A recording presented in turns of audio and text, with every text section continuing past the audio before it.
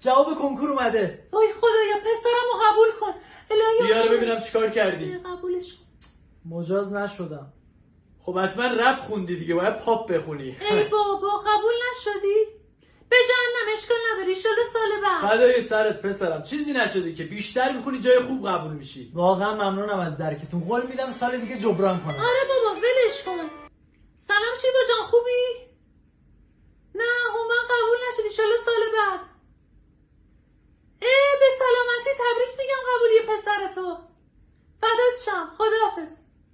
پسر شیبا قبول شده. به آقا غلام. نه بابا تبریک میگم، موفق باشه. هومن یکم کمکاری کرد دیگه، انشالله موند واسه سال بعد. قربونت برم. سلام خانم بوهزار، حالت؟ نه هومن قبول نشده. پسر شما قبول شده؟ مبارک، شیرینی یادتون نره. خداحافظ. قبول شده اینا.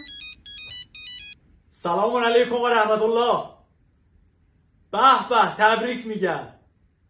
هومن نخوند دیگه، نخوند. آقا در پناه حق. صدق الله العلی العظیم. خب جواب ندین دیگه. سلام مهربونم.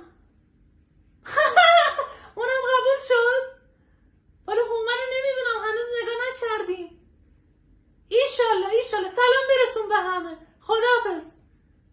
عمت بودا داشت تیکه مینداخت. جواب ندین، بابا جواب ندین. آقا شاپور عزیز پسر اونم قبول شد.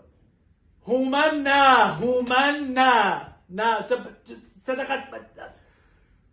آقا یه 2 دقیقه جواب ندین، الان میرم چای میارم با هم بخوریم. آقا جواب نده. جواب دیگه تو نگو که قبول شده.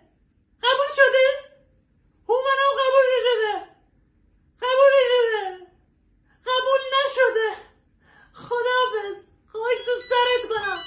الو هومن ریده. باز شما قبول نشده؟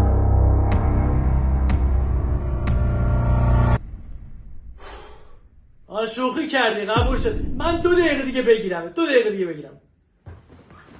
تو اتاق. برو تو همین مونده بقالی سر کوچه مسخره‌ام کنه. تو هم پاشو برو ریشاتو بزن. بابا